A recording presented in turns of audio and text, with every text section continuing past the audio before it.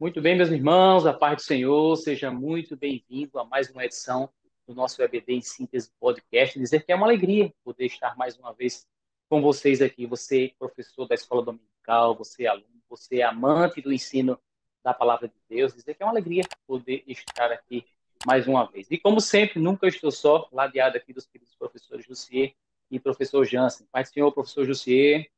Paz do Senhor, meus queridos, professor Alain, professor Jansen, todos que nos acompanham. É sempre uma alegria estar com vocês.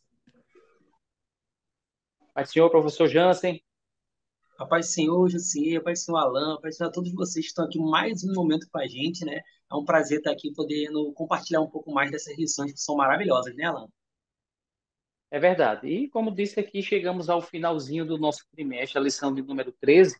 Mas antes de entrarmos na nossa lição, eu gostaria que o professor Jussier deixasse uma palavra de incentivo e agradecimento a esse querido professor, Jussier, que conduziu aí a sua sala de aula durante esse trimestre. Deixar uma palavra de incentivo aí e de agradecimento também, professor Jussier.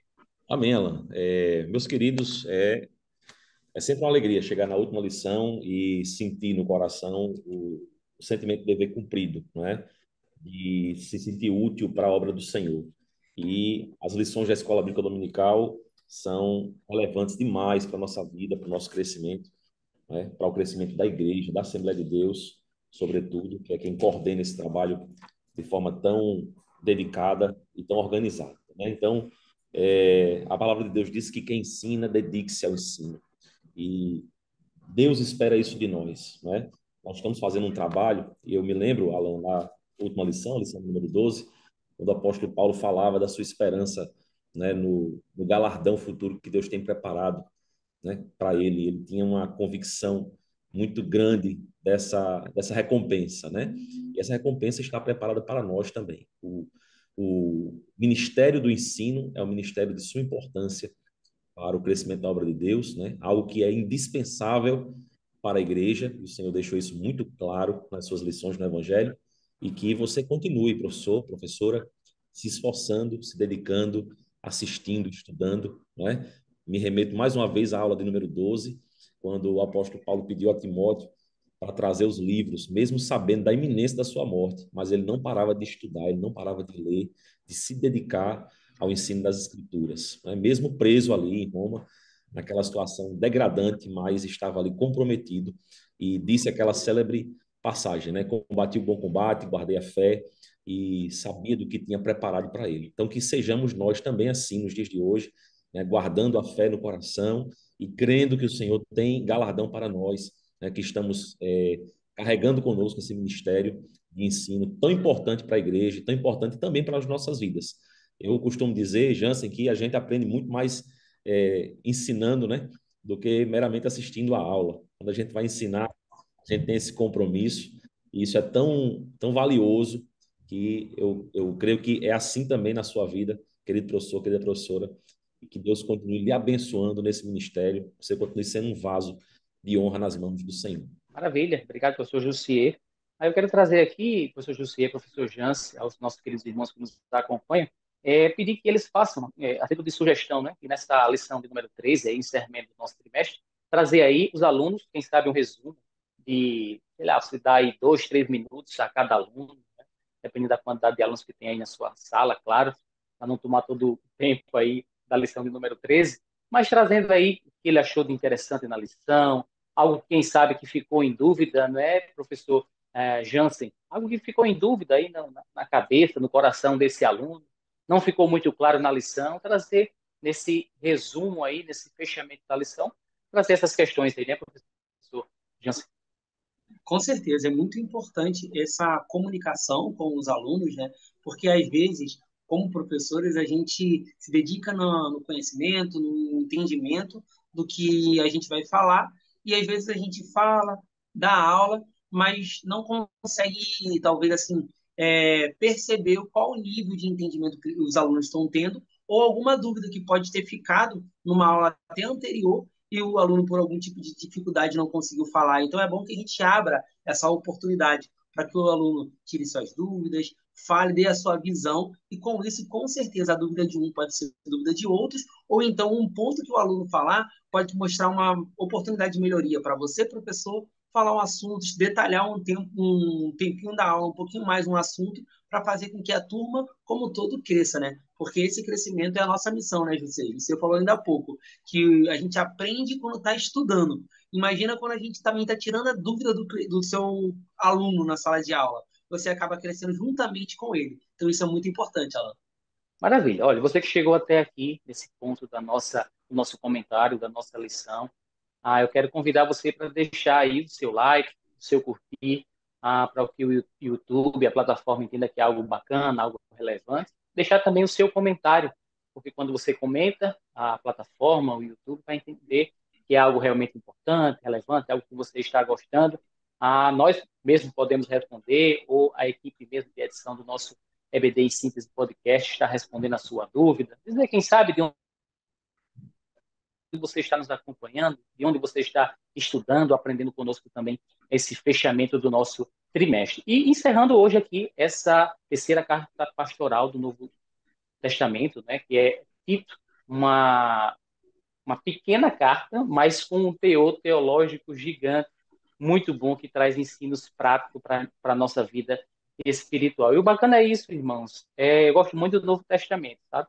A gente poder aplicar, claro, no Antigo Testamento também. No Novo Testamento, a gente trazer essa relevância daquilo que nós estamos estudando, daquilo que nós estamos lendo, trazendo também para a nossa vida prática, para o nosso dia a dia. E o primeiro tópico aqui da nossa lição, ó, o título, claro, Tito, organizar a igreja em Creta e reprimir os falsos doutores. E o ponto 1 da nossa lição fala a respeito de algo bem interessante, falando sobre Tito, Creta e os cretenses. Vamos falar um pouquinho, professor Jussier, quem é esse personagem bíblico chamado Tito? E eu quero, antes que o nosso professor Jussier inicie aí, quero deixar aqui esse livro, aqui, essa sugestão que você, professor, você, aluno também, venha adquirir de Gênesis e Apocalipse, os personagens da Bíblia aqui, editado pelo Paul Garden. É um livro muito importante. Você, professor, tem que ter aí na sua estante, falando sobre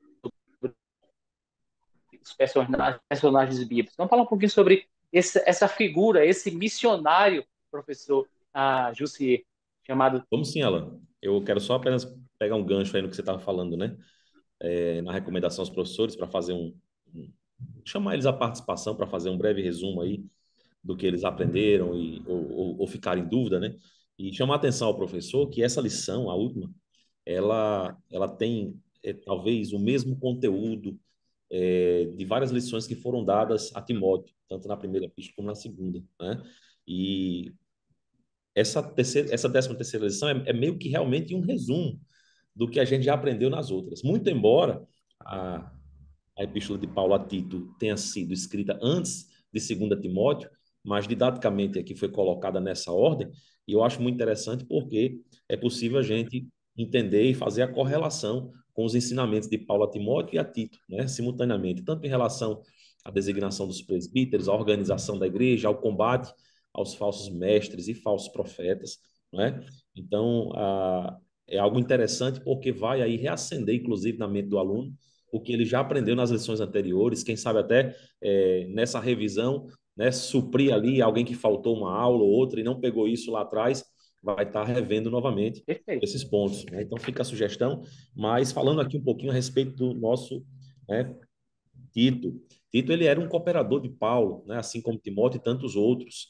E na palavra, né, Paulo se refere a Tito como um filho na fé, nos dando a entender que Tito se converteu, né, por intermédio da pregação do apóstolo Paulo e tornou-se um cooperador dele ali. Tito era grego e, por ser grego, né, nós chamamos de gentio, foi alcançado nas viagens ali, na pregação de Paulo, provavelmente na dispersão de Atos dos Apóstolos, né, quando crentes estavam lá em Jerusalém, foram alcançados e foram até Creta, né, pessoas de outras nações, e ali provavelmente foi difundido o evangelho e ele foi alcançado por essa mensagem e ele agora torna-se um cooperador do evangelho, auxiliando Paulo, né? Sai em viagem com Paulo e Barnabé há relatos, né, na Bíblia, Tito aparece aproximadamente umas 13 vezes a menção a ele, né? E algumas ocasiões específicas do ministério de Tito, a gente pode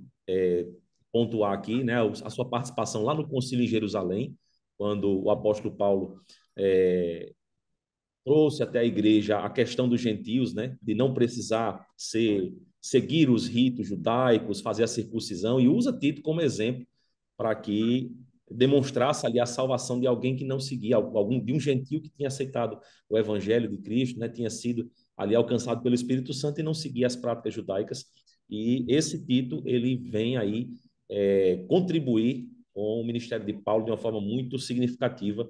É enviado posteriormente a Corinto para fazer um grande trabalho lá de arrecadação financeira para auxiliar os crentes de Jerusalém que estavam padecendo necessidade, né?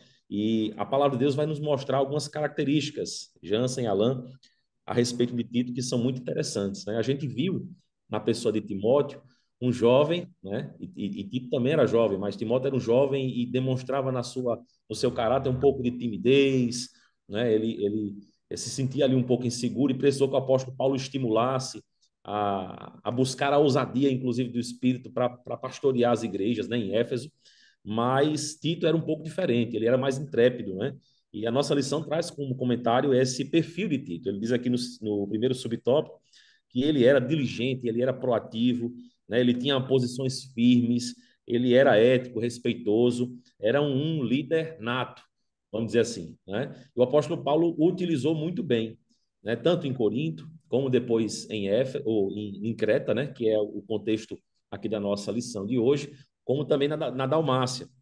No final ainda do ministério de Tito, ele vai até a Dalmácia, a pedido de Paulo, para fazer uma obra lá, e a tradição indica que ele tenha voltado depois disso para Creta e tenha permanecido lá até os seus aproximados 95 anos, quando veio a falecer, né? Mas foi um homem de Deus e que foi uma escolha muito acertada por parte de Paulo, do Espírito Santo, para ser enviado à ilha de Creta, né? Uma ilha onde as pessoas possuíam diversas religiões, culturas diferentes, era uma miscigenação muito grande, né?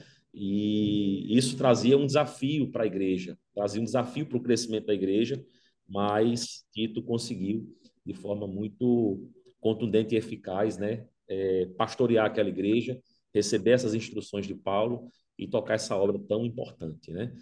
Professor José, antes da gente entrar propriamente na ilha, aí, a gente lá no mar Mediterrâneo agora, na terceira, quarta maior ilha do Mediterrâneo, deixa eu trazer Jansen aqui para a nossa conversa, para o nosso bate-papo.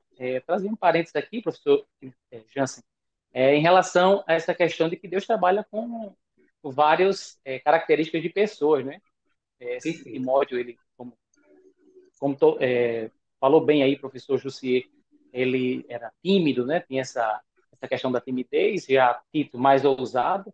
Interessante que Deus trabalha com todas as pessoas. Quem sabe jovens que estão nos acompanhando agora e acham que isso seja um impedimento para eles trabalharem, se dedicarem também à obra do Senhor. Vamos falar um pouquinho sobre isso aí, abrir esse parênteses aqui, professor Jansen. Fazer a prática aqui da nossa lição. Com certeza. E a gente entende que dentro da igreja existem diversos perfis de irmãos, né?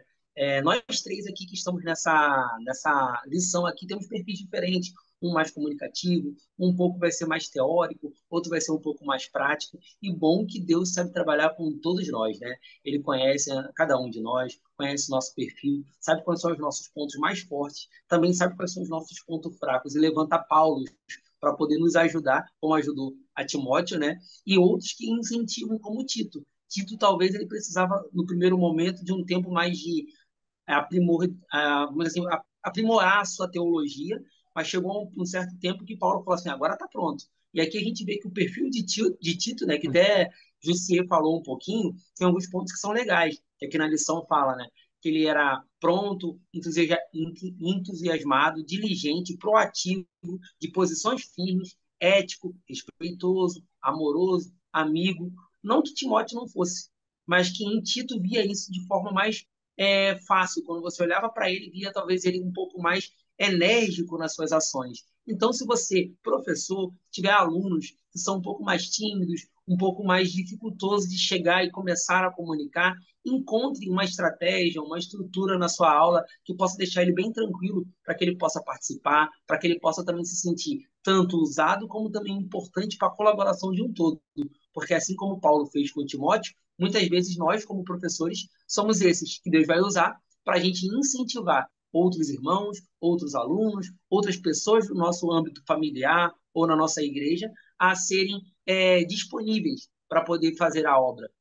Porque não que eles não queiram, às vezes as características pessoais dele, né, acabam dando um pouquinho de dificuldade para falar assim, eu nunca me vi cantando no microfone, eu nunca me vi pegando no microfone para dar uma saudação, para uma palavra, mas aí a gente pode ser o incentivador para que outros jovens, outras pessoas possam fazer isso. E o nosso maior ponto positivo nessa lição é que a gente aprendeu a teologia, aprendeu a parte histórica, mas também pode aprender com o exemplo de Paulo com Timóteo e Paulo com o Tito também. Então, todos nós ganhamos com toda essa lição. E aí, Alan trouxe muito bem, né?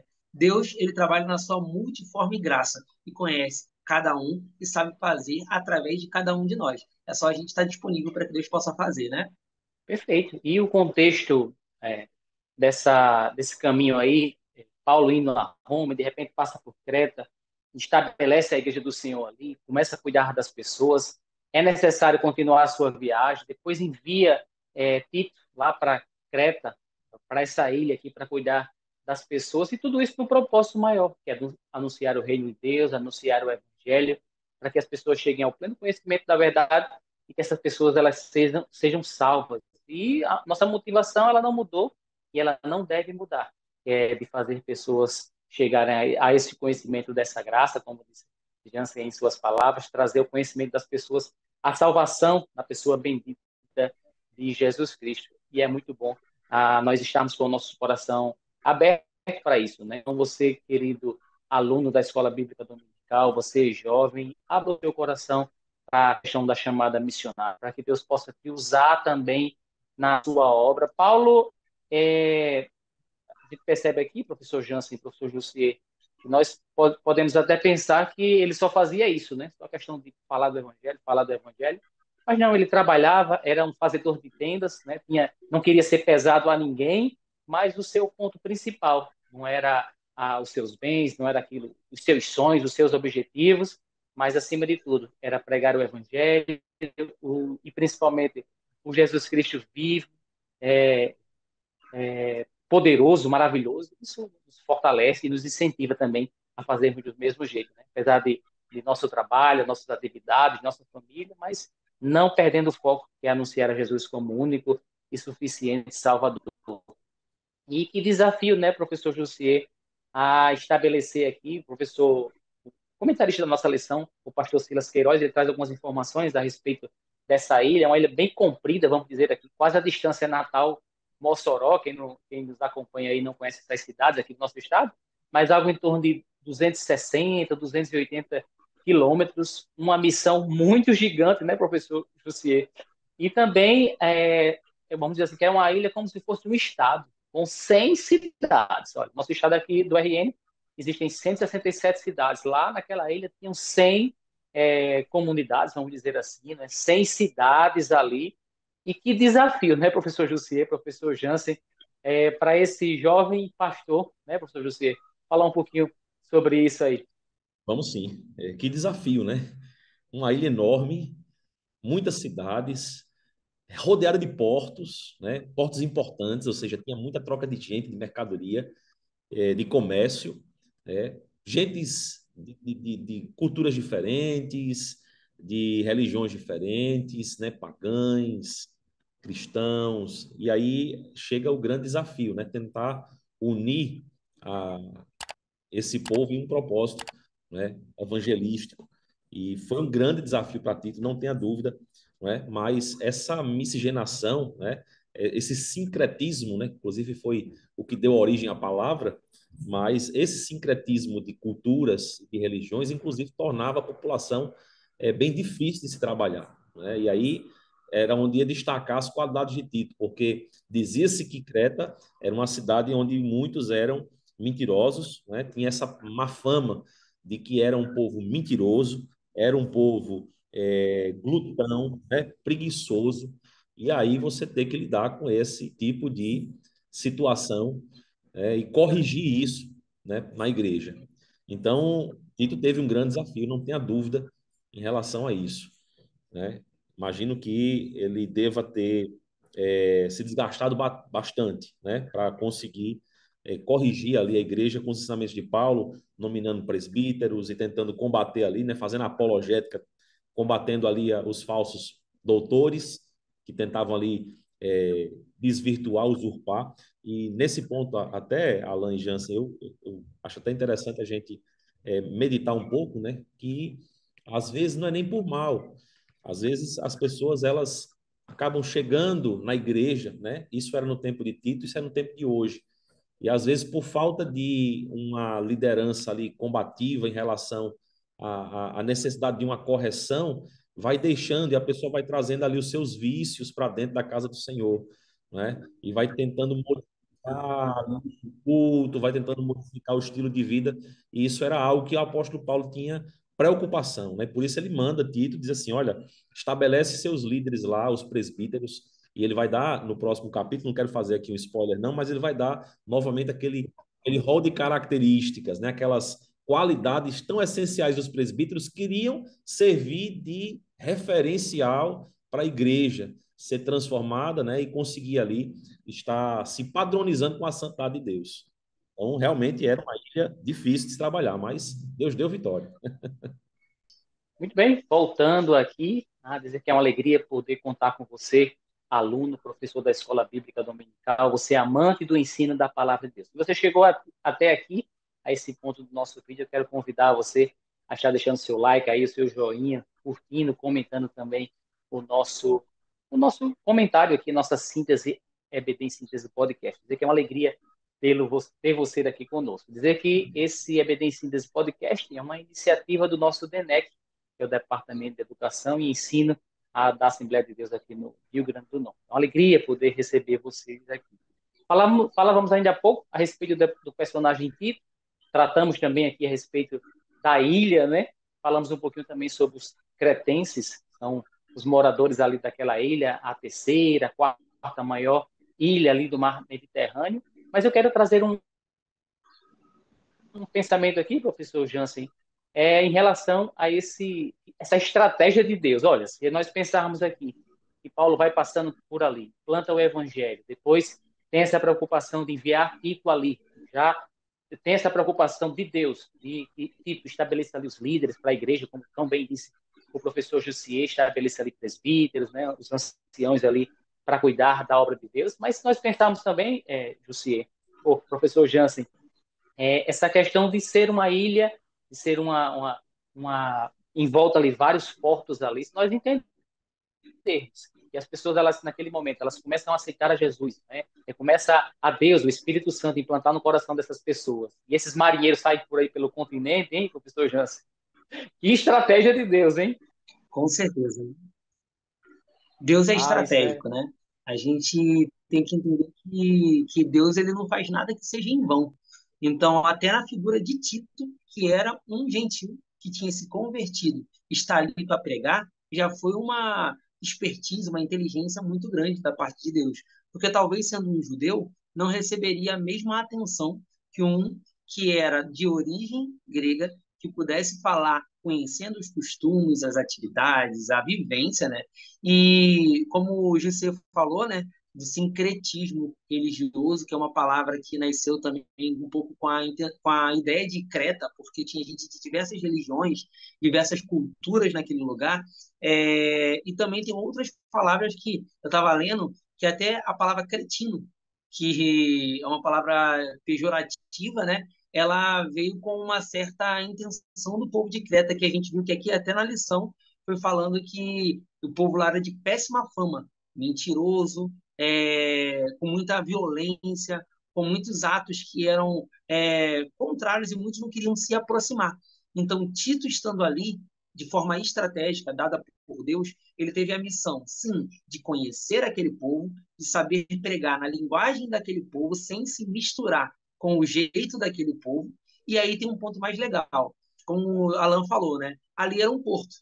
E, infelizmente, a fama daquele porto era ruim, não só por causa da muita gente que tinha ali, e sim também por causa do comércio. E por isso a fama de mentiroso, porque muitos mentiam sobre o seu produto, sobre o seu serviço, para poder vender sem aquele problema de depois ter que encontrar novamente o comprador, porque o comprador comprava e viajava.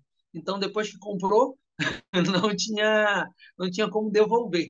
E até hoje a gente vê que tem muitos, quem trabalha na área comercial, muitas vezes já leva aquela forma de ser enrolão, né? Justamente por causa dessa cultura da venda. E por que Tito estava ali? Porque Tito não estava ali para vender nada. Tito estava ali para poder pregar uma ideologia e um pensamento cristão que ele recebeu através de uma pregação e agora decidiu viver. E esse comportamento, só dele chegar ali, sem a intenção de vender algo, somente de massificar ou levar a sua ideia para outras pessoas, já era um ponto diferente que tinha naquela região. E outra questão, lá em Romanos, no livro de Romanos, Paulo escreve uma frase que está no versículo 16, 17, parte B, que diz assim: seja excelente para o bem e inocente para o mal. Em outras versões, diz que aprimore o seu estudo, o seu conhecimento nas coisas que são boas e seja simples nas coisas que são mais. Então, Tito, quando ele estava ali, ele estava com a intenção de explicar o que era bom, porque ele não precisava falar dos detalhes ruins, porque os detalhes ruins o povo já vivia. Então ele falou de Jesus, ele falou de tudo que aconteceu com a vida dele, ele pôde testemunhar a transformação que Deus estava fazendo nele e que poderia fazer através dos demais. E os outros, após se converter, eles iam seguir a sua viagem. E aí o evangelho também seria compartilhado, porque essa é a intenção de Deus que foi colocada no coração de Paulo e também agora foi transmitida para o coração de Tito ao pregar naquela cidade. Maravilha. Ah, graças a Deus. Jansen, muito boa a sua colocação. Eu quero trazer agora aqui o segundo ponto da nossa lição, que é essa missão de Tito, né, que é estabelecer novos líderes, novos presbíteros. E eu quero, professor Jussi, que você nos traga aí a luz sobre algo que Paulo acrescenta em relação à mesma instrução que ele deu a Timóteo, que é a questão da boa conduta dos filhos. Né? A gente pode ver isso, Tito, o capítulo 1, versículo 6. Essa observação a mais aí que o apóstolo Paulo escrevendo ali a Tito. Fala um pouquinho sobre isso aí, professor. Vamos sim, vamos sim. A gente viu, né, no estudo das primeiras cartas de Paulo a Timóteo, primeira e segunda, que ele tinha ele estabeleceu ao presbítero essa função de ensinar, né, e ensinar a sã doutrina. Né? É a sã doutrina que vai corrigir, né, o rumo da igreja, que vai corrigir os caminhos, né, a vida dos membros da igreja. E essa preciosa missão era reservada aos presbíteros. E quando ele fala de Creta, ele fala que havia necessidade de Tito estabelecer uma ordem, organizar a igreja, né? E o termo original grego que fala a respeito de colocar em ordem, né, trata como se fossem ossos quebrados. Então, assim, a situação lá estava séria mesmo em relação à necessidade de organização. E os líderes da igreja primitiva, eles eram os presbíteros, era quem exercia de fato a liderança da igreja, né, que eram incumbidos da função de ensinar. E quando ele passa essas características, né, essas qualidades daqueles que poderiam ser observados para ser designados para esse ministério, para essa função, ele fala ali a Timóteo diversas características, né? Esposo de uma só mulher, né? Tem que ser honesto, etc. E agora ele vai trazer uma nova qualidade, né? Que é a boa governança sobre os filhos. Nos fazendo, inclusive, entender, Alan Jansen, que os filhos fazem parte da vida do ministério do presbítero, do pastor, do líder da igreja, porque o presbítero que maneja bem a igreja, ele antes maneja bem o seu lar, né? Ele tem ali a sua casa, que é o seu sacerdócio primário, bem organizado, bem ajustado, e aí ele transfere essa mesma competência para a igreja. Então é esperado que haja esse testemunho de vida por parte do presbítero, né? E lá em Timóteo não havia essa situação dos filhos, mas aqui é colocada e a gente tem que trazer isso como algo importante a ser observado, né? Como é bom quando você tem ali um pastor na igreja que tem toda a sua família bem ajustada, os seus filhos na casa do Senhor, demonstrando que o caminho que ele ensinou lá no princípio, na infância, né, os conduziu a Cristo. E isso dá bom testemunho, inclusive, do pastor.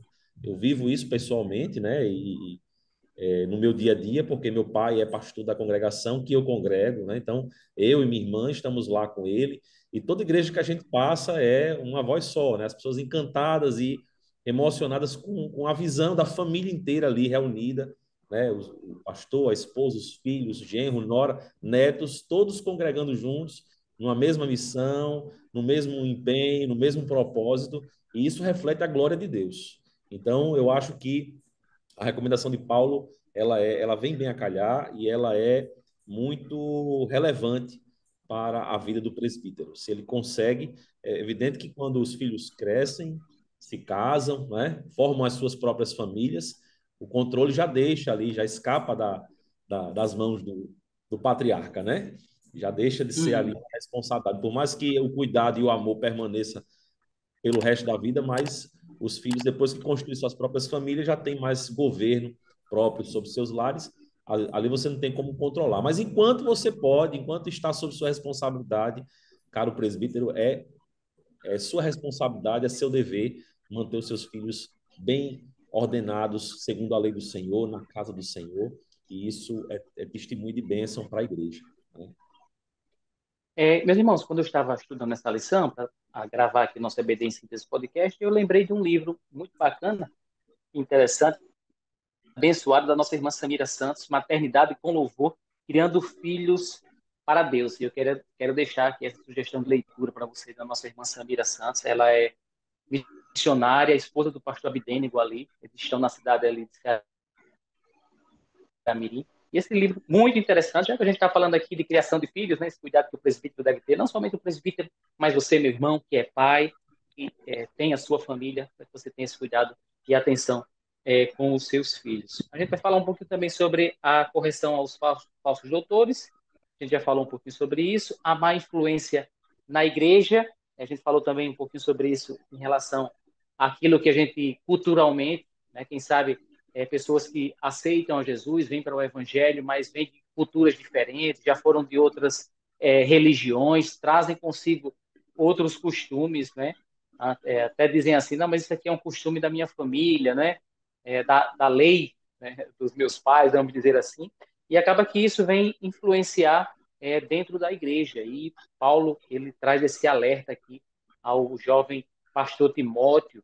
Fala um pouquinho sobre isso aí, Jansen, essa questão de combate aos doutores, mas também sobre essa má influência na igreja que deve ser corrigida para a gente ir para o nosso terceiro ponto da nossa lição aí. Perfeito. A gente pode fazer uma comparação com os dias de hoje, Alan. Falar sobre falsos profetas ou falsos mestres é muito interessante nos dias de hoje, porque, querendo ou não, o crente, principalmente o jovem crente, ele está inserido em um mundo de internet, em um mundo que ele pode colocar lá no YouTube uma palavra ou um tema e vai encontrar diversas pregações, diversas mensagens, e muitas vezes aquelas mensagens não são coerentes com a teologia em si, e outras vezes com um propósito, na verdade, de agrupar pessoas e ter sob o seu próprio controle, que muitas igrejas ainda têm essa visão que é muito destrutiva para o povo cristão.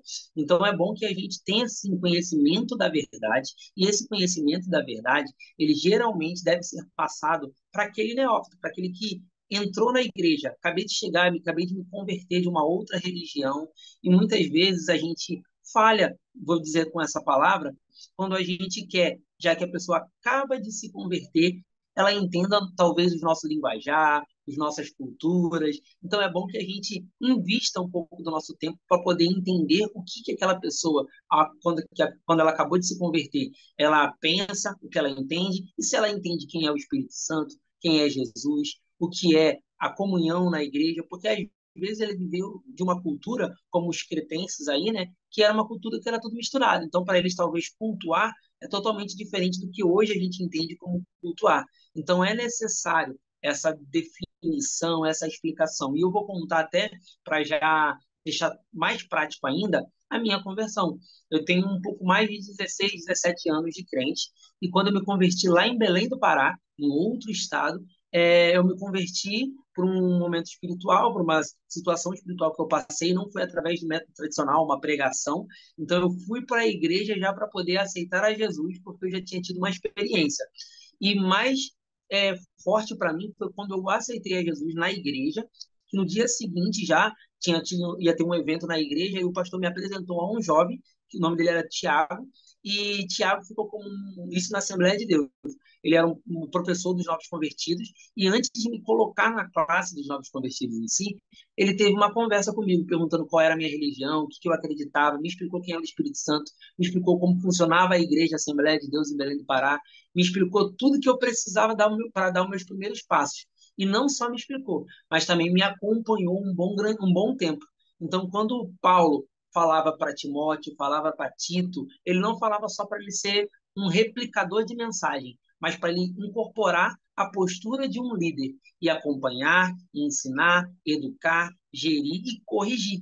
A exortação também é importante, porque muitos deles, quando chegam com comportamentos que não são tão próprios. Então, é necessário que tenha correção, não só dos novos, mas também daqueles que estavam lá dentro. Por isso que tem a correção aos falsos mestres, que muitas vezes pregavam informações que não eram mais totalmente verídicas, porque eles já deixaram engodar os seus pensamentos, o seu coração com outras doutrinas. Então, é necessário que a gente veja isso.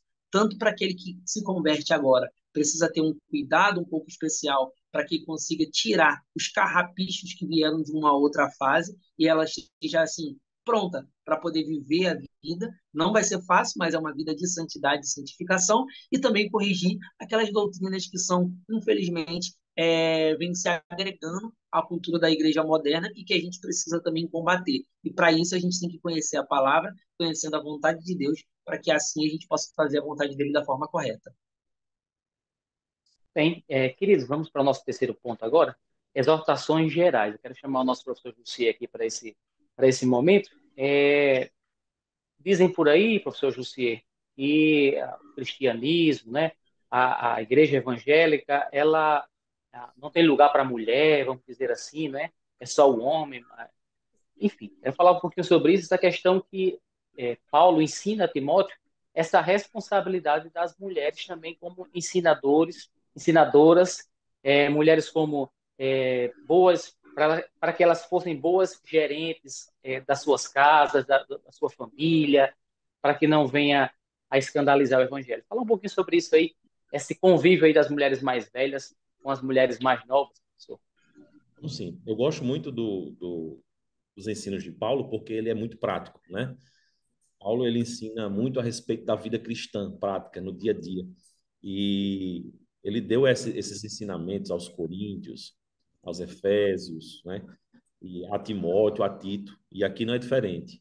O livro de Tito é pequenininho, né? Você consegue ler rápido ali, são poucos capítulos, e no capítulo 2 ele tem esse destaque na instrução de convivência, né?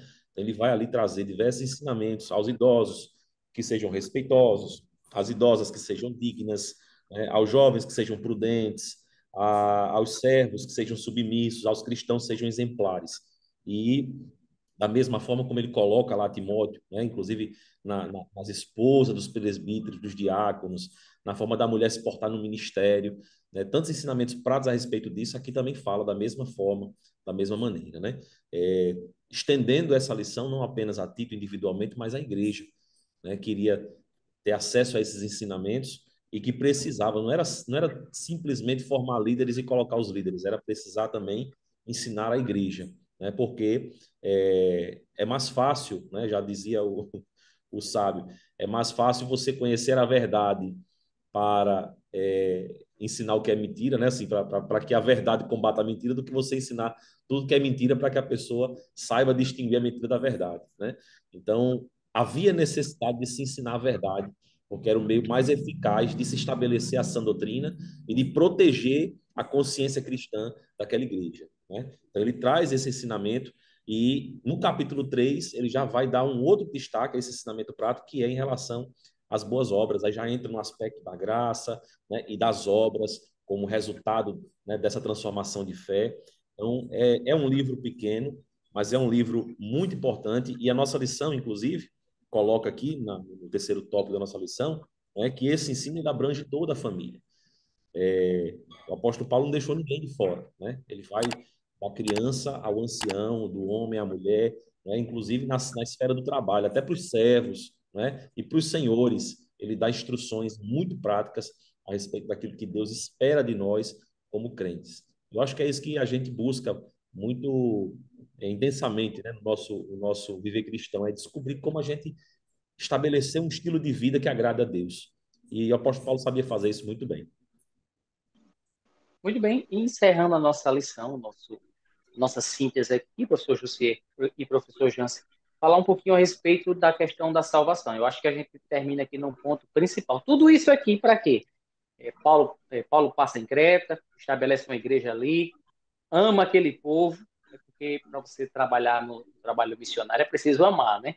Se Com envolve certeza. com aquelas pessoas ali, ele ama as pessoas que estão em Creta, envia Tito ali para aquele lugar, para que ele estabeleça líderes ali, presbíteros, anciões, faz essa questão, como disse o professor Jussier aí, de como a gente deve viver, não é? A questão dos senhores, servos, os jovens, né? Traz a questão dos jovens aqui. Mas tudo isso para quê? Para que a gente tenha esperança numa vida vindoura, que é a questão da salvação.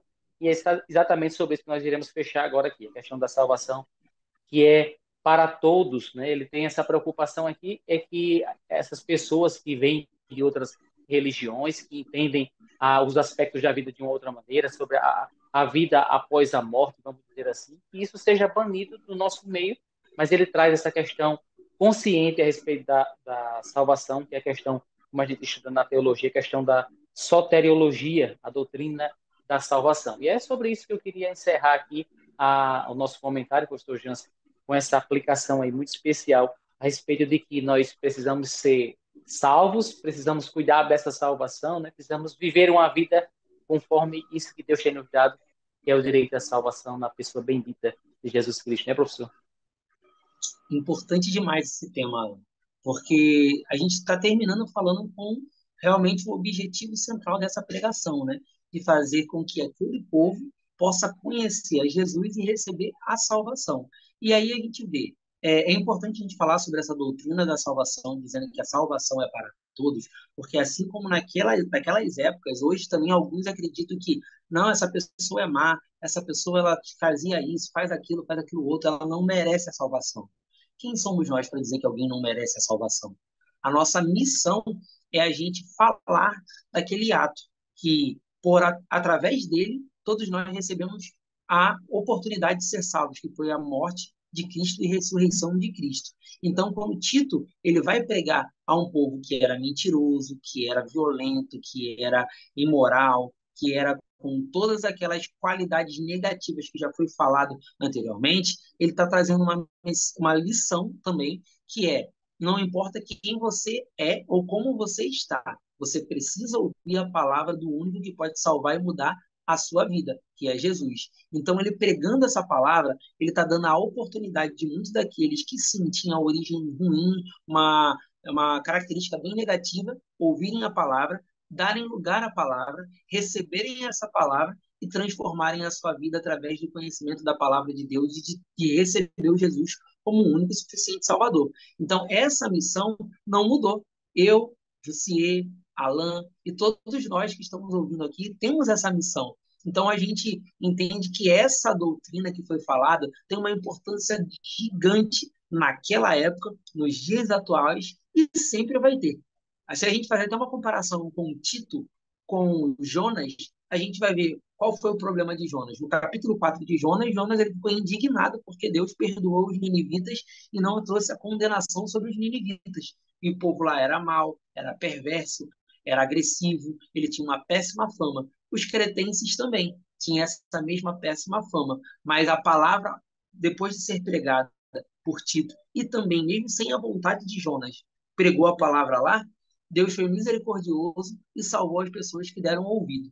Então, Deus ele continua sendo bondoso, misericordioso e derrama a sua graça por todos aqueles que estão vivendo uma vida dissoluta, cheia de problemas, cheia de erros que vão levar para um caminho negativo, que é o inferno, mas ele, através dessa morte e ressurreição, deu a oportunidade da vida eterna. E essa é a mensagem que Tito pregou e que nós devemos pregar, que você, professor, deve reforçar com seu aluno na sala de aula.